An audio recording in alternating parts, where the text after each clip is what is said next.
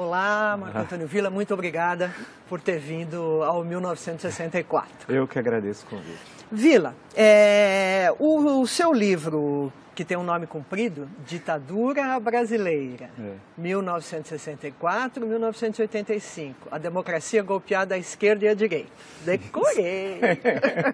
Está criando partido, não está apostando no golpe? Não, criando grupo, mas um partido revolucionário, por forte influência cubana, com base nos soldados, cabos, marinheiros e sargentos das Forças Armadas e com o intuito golpista tal. E aí a influência nefasta, a Revolução Cubana fez um mal danado à América Latina, ao Brasil em particular, que era desprezar a política e apostar na solução armada, e em solução armada não há política. Então você tinha o Brizola, tinha o Jango com sua proposta de golpe, tentou várias vezes, né? Inclusive impondo o Estado, tentando impor o Estado de sítio em 63, não conseguiu, teve de retirar a medida. Depois tinha sua proposta de golpe. Tinha a Ligas Camponesas e o Movimento Revolucionário de Tiradentes, que era seu braço armado, que em 62 foram descobertos, a imprensa toda noticiou, 7 campos de treinamento guerrilheiro do Julião com dinheiro cubano. E sabe-se que é dinheiro cubano porque caiu um avião, foi aberta a mala diplomática e lá tem as provas dessa ligação. O PCdoB manda em março de 64 o primeiro grupo guerrilheiro treinar na China, né? O PCB também apostava no golpe, na velha tradição de 1935. Isso só para falar, eu citei mais de 10, entre direita e esquerda, aqueles que naquela conjuntura apostavam numa solução de força tal. Por isso que a democracia ela era golpeada à direita e golpeada à esquerda. Claro que haviam aqueles, muito poucos, e que não conseguiram buscar uma saída negociada. Um deles, um célebre deputado federal do PTB, Francisco Santiago Dantas, que buscava uma solução reformista e articulada. Mas ele estava muito doente e acabou falecendo em agosto mesmo de 64. Então nós temos uma conjuntura em que levar ao golpe era a tradição. E 64, imaginava-se, quando você vai à conjuntura, que era uma intervenção cirúrgica de curta duração. Ou seja, você tira o presidente, assume o presidente da Câmara dos Deputados, que era o sucessor legal, o Ranieri Mazzilli, ele governa até a eleição feita pelo Congresso em seguida, 10 dias depois, do Marechal Castelo Branco, que no discurso de posse foi muito claro. Disse, o meu mandato termina a 31 de janeiro de 66, que era quando, o mandato era de 5 anos, quando começou o mandato do Jânio, 31 de janeiro de 61, 31 de janeiro de 66, e garantiu as eleições de outubro de 65. E quando nós chegamos a 64, 64 é uma continuidade do positivismo, né? É bom lembrar que a ditadura brasileira estatiza a economia. Estatizou a economia. Por isso que tem gente que não conhece história, que primeiro compara o Brasil à Argentina, a ditadura argentina. Tem de ser preso, chamar o PROCON, preso no sentido histórico, não preso, tem de chamar o PROCON porque não conhece nada de história. Não há nenhuma relação entre o regime brasileiro e o regime argentino. Lá desestatizou, aqui estatizou. Lá acabou com o ensino público do 3º grau, aqui expandiu a universidade pública de 3º grau, aqui modernizou a economia, ampliou, diversificou a economia. Lá a indústria foi duramente, quase que destruída, a indústria argentina. Então, se você for comparar, as bases ideológicas da ditadura brasileira era uma e da Argentina, por exemplo, eram outras tal. Isso quer dizer que não havia contato entre os governos? Não, havia muito pouco contato. Há uma carta apócrifa, publicada por Jack Anderson no Washington Post, uma carta do Figueiredo, tal, que é apócrifa. Qualquer historiador lê aquilo, até o Figueiredo assina o nome errado, tal. Pega aquele texto. Essa relação, a tal da Operação Condor, nunca existiu com ligação no Brasil. O que há são ligações individuais. Por exemplo, a polícia do Rio Grande do Sul com a polícia uruguaia. Célebre caso, Universindo Dias e Lilian Celiberti, né? Então, que era do Partido da Vitória do Povo, foram sequestrados em Porto Alegre e levados a Montevidéu. Mas esses casos, que ocorrem também logo depois de 76 com o golpe na Argentina e algo depois em 73 no Chile. Mas o que eu insisto muito em destacar, é que o período 64, 68, na questão que você colocou, como é possível chamar de ditadura? Ele precisa mudar o dicionário. O conceito de chamar o Bobbio, se fosse possível chamá-lo, e mudar o conceito de ditadura no dicionário de política. Por quê? Nós tivemos em 64, em 68, eleições diretas para governadores em 65, outubro, para 11 estados, porque não era coincidente as eleições, com o quadro partidário anterior. Que ditadura tem eleições no qual a oposição ganha, por exemplo, em 2 estados chaves, Guanabara e Rio de Janeiro. Tivemos eleições em 66, tivemos eleições em 68, que ditadura tem passeata dos 100 mil? Como tivemos no Rio de Janeiro, você nem começa a fazer a passeata. E teve a passeata dos 100 mil. Que ditadura tem os festivais de música popular que nós tivemos aqui no Brasil entre 64 e 68? Que ditadura tem o movimento artístico, o teatro, por exemplo, que nós tivemos no período teatro de contestação? A interpretação mais comum, vamos dizer, a respeito desses assuntos de outros historiadores que passaram por aqui, é que, por exemplo, em relação à vida cultural, ela foi formada durante o período anterior à ditadura e ela se espalhou ali a despeito do general-presidente.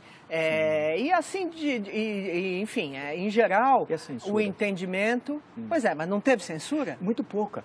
O Show Opinião, por exemplo, que é de 64, teve depois algumas mudanças da principal, primeiro foi a Nara, depois a Maria Bethânia e tal.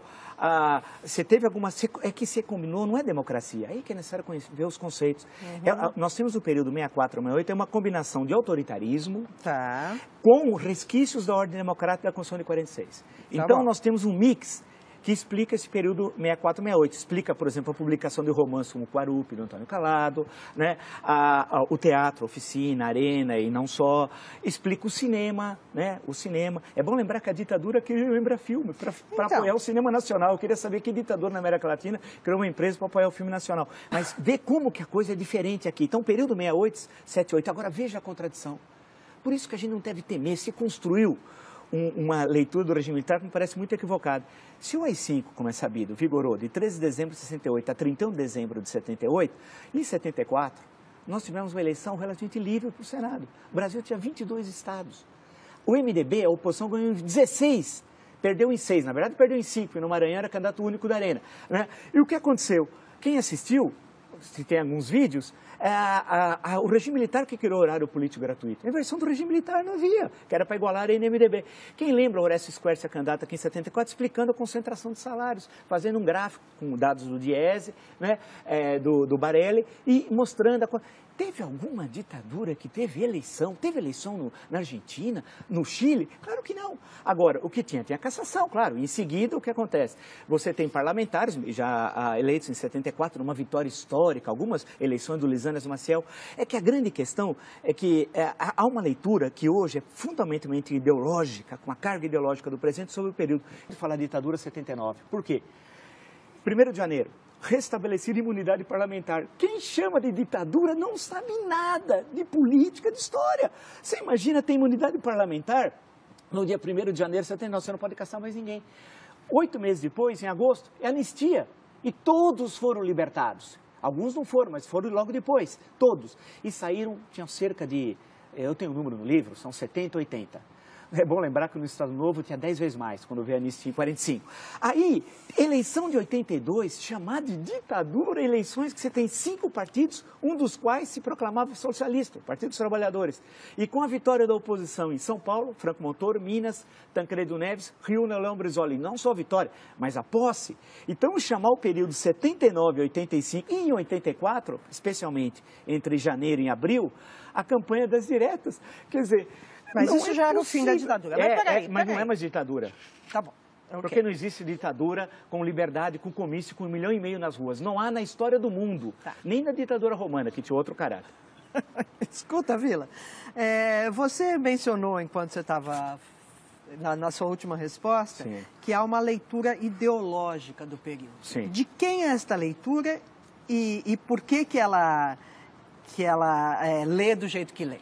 Na sua opinião? Olha, e daí que eu acabo diferindo de muitos. Quando vem a anistia, retorna ao Brasil, acaba com o banimento, vem os caçados, exilados, perseguidos, etc. E os que estavam aqui voltam a ter vida legal e tal, né?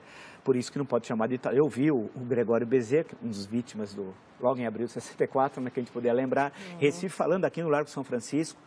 Isso devia ser setembro, por ali, outubro, não sei, de 79 e tal. Fui ouvi-lo porque era um mito para todos nós naquela época e tal. Então, a grande questão e essa é uma construção que eu ouço falar sistemática, que está no livro didático, e já ficou vitoriosa, de que a luta armada levou à democracia. Isso é uma falácia. E eu faço questão, porque eu escrevi vários artigos, isso está no meu livro também, porque nenhum grupo de luta armada defendia a democracia. Não há uma vez a palavra democracia. Se você pegar o livro Imagens da Revolução, do Daniel Arão e do Jair Ferreira de Sá, lá tem quase todos os documentos, você procura, você não acha um que tenha a palavra democracia. Nenhum documento. Todos queriam ditadura proletariada. A divergência seria a cubana, algumas vezes de viés soviético, parte desses grupos não tinham muita proximidade com a União Soviética, ou chinesa, se nós veríamos então o Brasil com os olhos puxados. Essa era a divergência tal. Democracia nenhum. E todos, a ação que eles tiveram aumentou a repressão. Estimularam as ações dos porões e tal. A construção, a luta pela democracia não foi feita por esses que se dizem vencedores. Esses são os derrotados. Os vencedores foram os parlamentares do MDB, que ninguém fala. A luta heróica de vereadores, deputados estaduais, federais, senadores. E eu no meu livro resgato 2 só. Lisanas Maciel, que foi um brilhante deputado federal pelo Rio de Janeiro, e a figura de Paulo Brossard. A coragem desses. Citei 2 como exemplo, que nós tínhamos muitos tal. Quantos não foram? Eu queria alguém ter coragem, em 1970, no interior aqui de São Paulo, abrir um diretório do MDB. O padre na missa ia falar, não se misture com aquele homem perigoso que abriu o diretório do MDB e tal. Então esse é o MDB. O papel da Igreja Católica fundamental, e no caso de São Paulo, a figura épica de Dom Paulo Evaristo Arnes, do movimento estudantil, do movimento sindical, dos intelectuais, jornalistas, artistas, da dona Terezinha Zerbini, que abriu aqui o movimento feminino pela anistia. Todos esses estavam falando em quê? Democracia, respeito ao voto. Os grupos de luta armada desprezaram. Eu faço questão, no meu livro cito, leiam, entram no Google, Mini Manual do Guerrilheiro Urbano, leiam. Aquilo é democracia, aquilo é barbárie, aquilo é barbárie pura, é ensinar como matar as pessoas. Né? Agora, significa que devia ser reprimido o autor Carlos Marighella da forma como morreu aqui na Alemanha Casa Branca? Evidente que não, evidente que não. Porque essa é a jogada. Ao você fazer a crítica à luta armada, esses que estão do lado de cá falam, quer dizer que você é a favor da tortura? Não. Os que veem o mundo assim, sem outros matizes, é que construíram essa versão falaciosa da história. Né? E eu insisto em mostrar que eles não defendiam a democracia. É uma farsa, nenhuma ação. Ao contrário, quando teve a passeata dos 100 mil no Rio, no mesmo dia, aqui em São Paulo teve o atentado ao 2º Exército, onde morre um menino que estava lá prestando serviço militar, que podia ser eu, por exemplo, né, que tivesse, vamos dizer, prestando serviço militar, jogaram um carro-bomba. Ou o Orlando Lovec, que foi pegar um visto aqui no consulado americano, na época no Cônjuge Nacional, era um jovem, queria aprender inglês nos Estados Unidos, está andando, explode uma bomba no consulado, ele perde a perna. Ele passou anos para receber uma indenização de um salário mínimo. E quem colocou a bomba recebe 4 salários mínimos de indenização. Né? Quem matou um menino aqui no 2º Exército recebe indenização. E são vistos hoje como heróis. Não, a luta democrática é que foi heróica. Agora, isso não significa, em momento algum, ter qualquer contemplação com torturador, né, com assassino, com gente que desapareceu. Em hipótese alguma. Esses têm de sofrer esse opróbrio da história. Temos de sempre lembrar essa barbárie aqui do DOPS em São Paulo, vou lembrar a figura do Fleury, o Sealing em Porto Alegre, Davi Razan, Minas Gerais. Quer dizer, nós temos de lembrar como exemplos do mal, né? A mal que nós nunca devemos voltar a ter e defender a democracia e as liberdades. Eu acho que essa é a nossa grande tarefa. E não deixar que o resgate daqueles que lutaram em defesa da democracia seja apropriado por aqueles derrotados, que impulsionaram inclusive a ditadura. Porque a cada ato terrorista, maior a repressão, maior a violência, maior a censura. Então, portanto, eu sei que eu remo, usando uma expressão leninista, eu remo contra a corrente, tendo essa outra leitura, porque é mais fácil fazer o discurso do óbvio, mas é um discurso falacioso e que, no fundo, reforça a tradição autoritária brasileira.